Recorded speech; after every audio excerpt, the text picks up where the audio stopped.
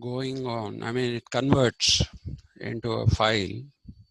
So anyway, I hope that survives this. I couldn't delay anymore. So we were talking about the um, Janapadas, sorry, Mahajanapadas, and what I had told you was that most of these Mahajanapadas are not really sourced as Janapadas uh, or Mahajanapadas. They are things that came out of a lot of mythology. That is what I had told you yesterday. And I told you quite a few of these came from, they came from the Mahabharata, essentially. And some of the others are those which,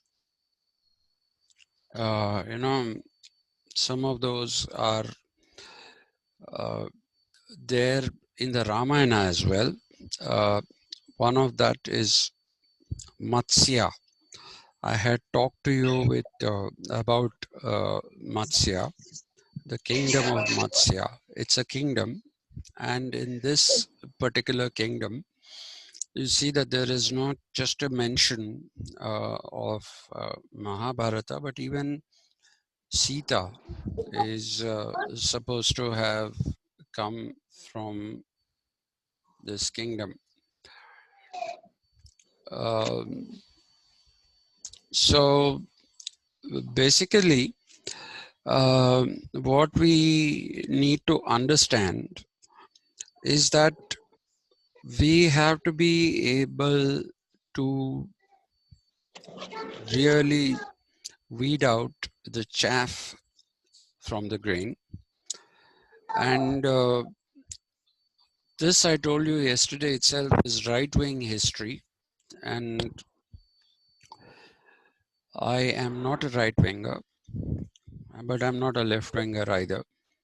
But still, I thought, though this is all based in some kind of mythology rather than in any kind of historical reality, you can have different interpretations of historical reality, but you can't possibly say mythology is also history. That is where I draw a line. You can have interpretations of history which may differ, and I gave you an example yesterday. The example that I had given you was that, as opposed to these right-wing historians who draw everything out of either the Ramayana or the Mahabharata, and they claim that it is also to be found in the Rig Veda, like I was talking to you yesterday about Chedi. The Chedi kingdom is actually associated with the Virata Parva of the Mahabharata, where uh, where you find that the Pandavas were in Ajnatavasa. Okay, so they were in Ajnatavasa and King Virata, his court. So that's why it's called Virata Parva. It is associated with Chedi, but some people say that Rigveda also mentions it, but I don't have confirmation of that. There's no mention of any Mahajanapadas of any variety in the Rigveda, strictly speaking, or any Veda. So then I talked to you about Kashi, and I told you Kashi, or also called Varanasi. The North Indians, for some reason, prefer to call it Kashi. And Then Kashi was essentially a sacred city, a sacred site for the followers of Sanatana Dharma. It was not a Mahajanapada. Okay. And I also told you yesterday that the right-wing historians talk about a Janapada. When you ask them this question, that all these are mythological things or they were kingdoms. Okay, so why are you calling them Janapadas or Mahajanapadas or whatever it is? Their explanation is Jana is people, Pada is the foot. So a Janapada, they say it should be Janapada. And so it is the foothold of a people is what they describe it as. But I told you there are folk republics. And when you talk about a folk republic, you must remember what I had told you right in the beginning about the panchayat kind of a system. And I had given you an example from Premchand's novel, Panch Parmeshwar. And what you have to remember is that in a Janapada, there was a chieftain-like figure, and the chieftain did not live in a royal palace or anything. He lived like everybody else. He used to be assisted by a samiti. Okay, that is the word that was used in the context of Janapadas and Mahajanapadas. It was used as a samiti. A samiti consisted of village elders. Okay, and they were the ones who assisted the ruler in ruling. But the Mahajanapadas had also armies which made them kingdoms rather than Mahajanapadas. And if you look at some of the uh, then I told you Kosala after Kashi. Okay, it was Kosala. Kosala it came straight out of the Ramayana. Okay, and it is Rama's mother's kingdom, and that is why she's called Kausalya. And we got cut off when I was talking about Kosala. The thing that you see is that Kausalya came from there, from Kosala. But we also have a contending claim from the Buddhists who believe that the kingdom in which Buddha was born as Gautama Siddhartha, this particular kingdom was actually Kosala. Now the timelines don't match, and they say the capital of Kosala was Kapilavastu, and Kapilavastu is in Nepal. And if you read the Ramayana, there is no indication that Kosala was in that direction. There's not much indication, and so it is a space in which two different forms of thought are claiming over this thing, this particular province. So did it really exist then becomes the question. In fact, uh, the Buddhist writings say Kosala's actual name was Sakyas. See, you got to learn how to pronounce this. It is not Sa, it is not Sha, it is Sha. Okay, Shakyas. Okay, and the Shakyas, according to some, were the dynasty that were ruling Kosala. The others claim that the kingdom itself was called the Shakya Rajya. They say that. And whatever it may be, one of the titles that has been given to Buddha, to the Buddha, is that he's called Shakya Muni. Okay, a Muni, as you know, is a mendicant, somebody who who depends on others for his living. And he, since he had renounced the world, he became a Muni. So he was called Shakya Muni.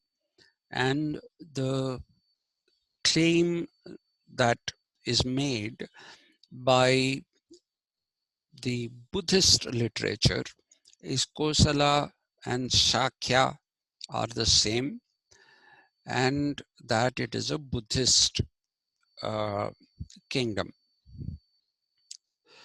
So that is as far as Kosala is concerned. Then you have some more examples. Another example is Anga, A-N-G-A. Okay, this again becomes Anga Rajya. It doesn't become a Mahajanapada. Let me, and this is also again taken out of the Mahabharata. I think you're all familiar with the stories of Mahabharata. Maybe you're not, because when I was small, they made a number of movies on Mahabharata, Ramayana.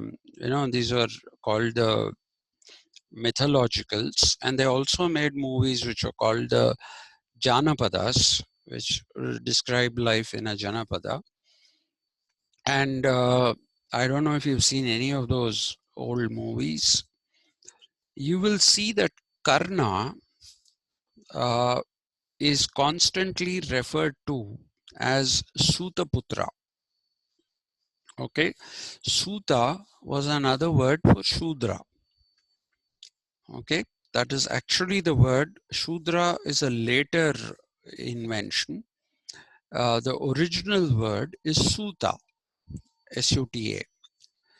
So Shudra came later, and he was called Shutaputra because after he was born to Kunti, he was the first son of Kunti. Please remember that. Okay, and none of the Pandavas have the same father, right? None of the Pandavas have the same father. They all have different fathers. The father of Yudhishthira is Yama, Yamadharma Raja, and that is the reason why Yudhishthira went with the title of Dharma Raja. Okay, and Vayu is the father of Bhima. Okay, and that is why Vayu has a lot of strength, and therefore Bhima was this very strong person. And the father of Arjuna was Indra.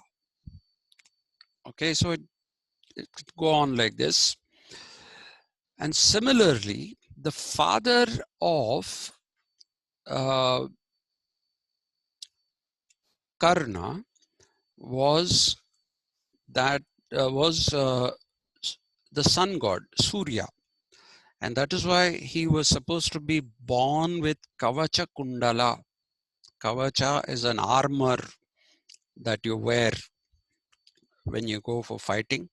Kundalas are what you wear to your ears. Okay, so Karna was, since Kunti at that time was not yet married, she put him in a wicker basket and sent him down the river. And this was picked up by the charioteer of the uh, Kuru dynasty, which was being ruled by Dhritarashtra. And his mother is Radha, and they were Sutas, and so he was called Sutaputra, and he was also called Radheya. Okay, since you're the son of Radha, he was also called Radheya, Karna. So what you find is that there is this test of skills that is happening in the Hastinapura region. This is what the Mahabharata says. And in this test, Arjuna had no equal. But Karna says, I challenge Arjuna. Okay? He says, I challenge Arjuna to fight a duel with me. So immediately, Bhishmacharya and Kripacharya, they say, you are a Sutaputra, you are not a Kshatriya, you cannot challenge Arjuna. Okay, so at that time, what Suyodhana, please don't call him Duryodhana because that is a negative reference to him. His name was Suyodhana. Suyodhana basically says, okay, if your problem is that he is not a Kshatriya, he is a Sutaputra, then I give him Angarajya, and therefore he is now a Kshatriya. I'm telling you this story for a reason. Okay, it was not birth that determined at all. The moment Karna was given Angarajya, he stopped being a Suta, he became a Kshatriya. Okay, he became a Kshatriya. And he became Angaraja. Now, I don't want to give you the rest of the story of what happened between him and Arjuna, but there is yet another story about Karna. Karna's guru was Parashurama. Parashurama was Karna's guru, and what Parashurama was against Kshatriyas, even though his mother was a Kshatriya. His father was Jamadagni, a Brahmin rishi, and he orders the killing of his wife by his son. And without question, Parashurama kills his mother. And since she was a Kshatriya, you find that Jamadagni tells Parashurama to wipe out all the Kshatriyas from India, what was then Bharatavarsha. Okay, so Parashurama wiped out 21 generations of Kshatriyas. And if he found a Kshatriya, what he used to do is just kill him. If he found a Kshatriya, kill him. That was his thing. Now, when Karna goes to Parashurama and asks him to be his guru, he says, "What are you?" So Karna lies to him and he says, "I'm a Brahmin." And he becomes his disciple, learns everything from uh, Parashurama. And one day, one afternoon, when Parashurama was feeling tired and sleepy, he puts his head in the lap of Karna and he goes to sleep.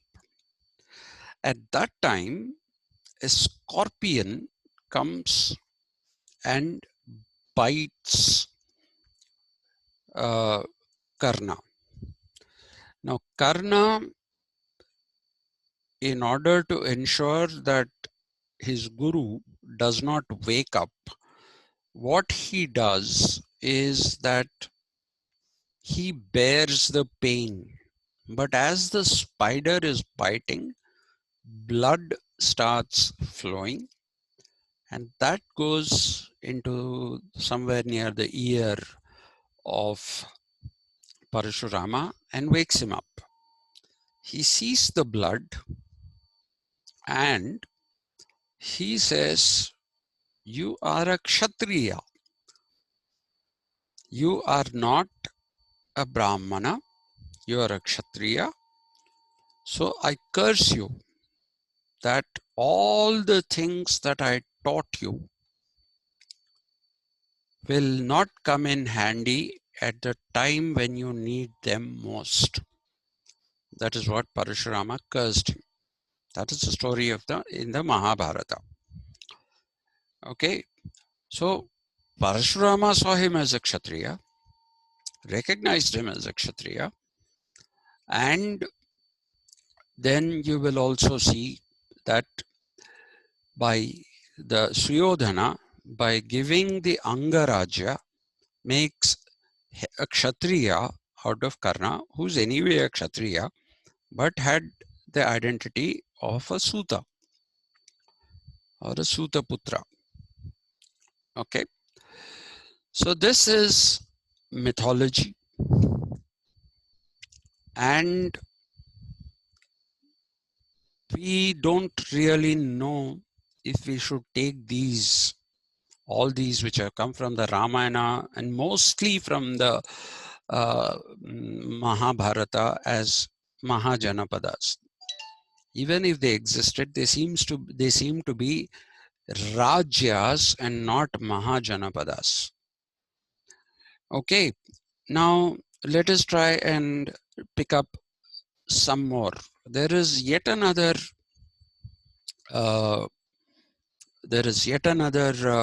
Mahajanapada that is cited, which is called Asmaka, Asmaka. Asmaka,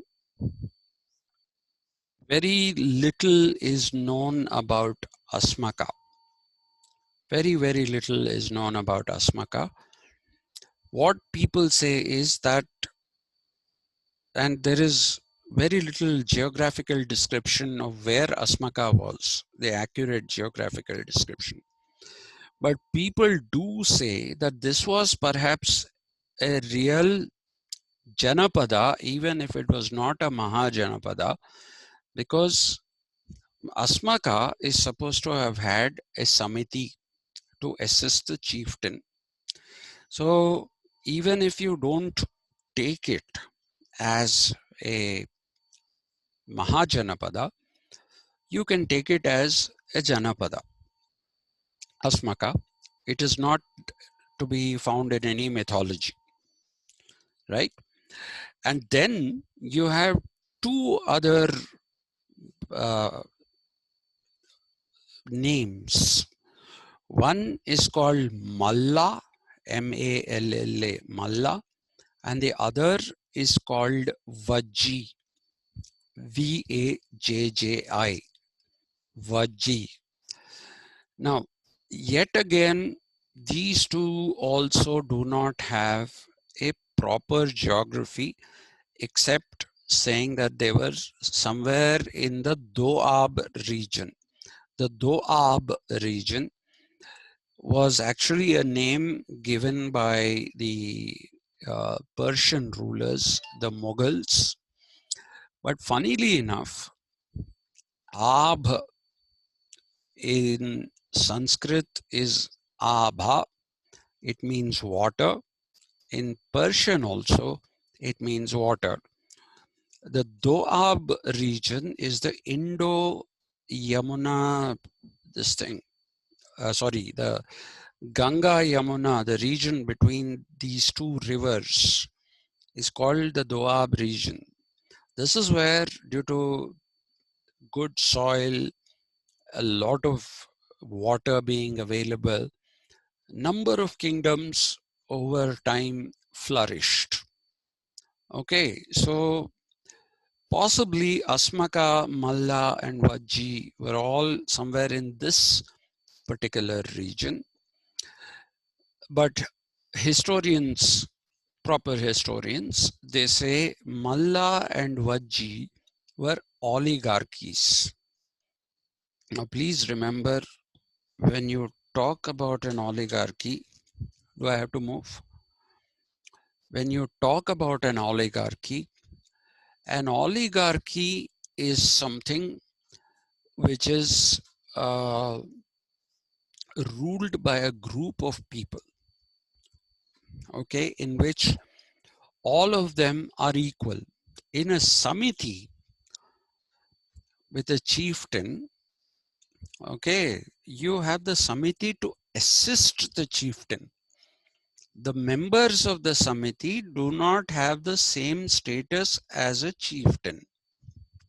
Okay, they don't have the same status. But if it is an oligarchy, then all the 7, 8 people or 10 people who are ruling, they all have the same status. And so historians basically say that probably Asmaka was more of a Janapada than a Mahajanapada, but it is quite possible. I'm no longer talking about right-wing historians. I'm talking about proper history now.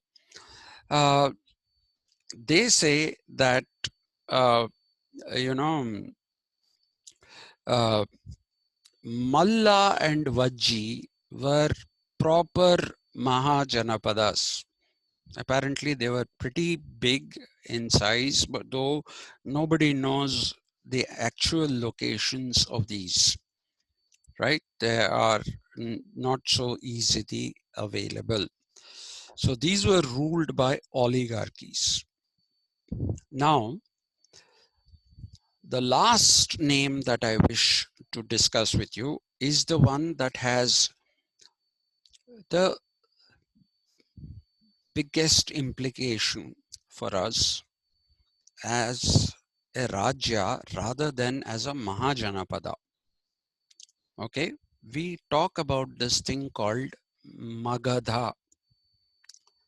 Okay, Magadha, many people say, is today's Bihar. Okay, and Uttar Pradesh, of course.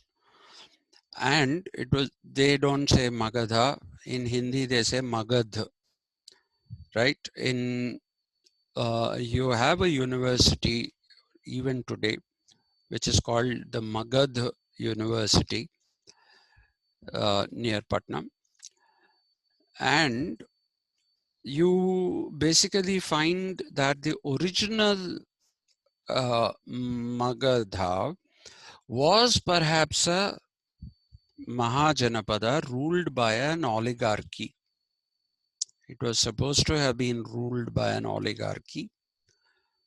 But over a period of time, the oligarchy gave way to a monarchy, which is one king. And at that time, the capital city, while it was an oligarchy, was Rajagriha. Okay, and once it became a proper monarchy, the capital shifted to Pataliputra, and Chanakya, if you look at his education, the early education of Chanakya was in the Pataliputra school. Okay, we can't call it a university. In those days, there were no universities, there were Patashalas. Okay, they were just called Patashalas, and today Patashala means a school for us, but Patashala was where you took your complete education under a guru. So Chanakya, first and foremost, studied in Pataliputra, the Patashala at Pataliputra, which became the kingdom of the Magadhan Empire.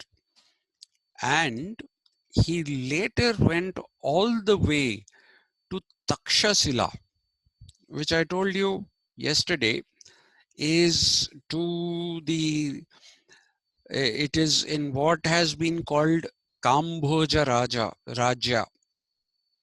Okay, the Kambhoja Rajya was there, and he went all the way to Takshashila, and it was here that he completed his education. Okay, because in those days there was a concept of deshatana, which is you had to go out of your own country, even if you were a prince or a king's son. You had to go first to a Gurukulam. In Sanskrit, it is called a Gurukulam, which is also a Patashala.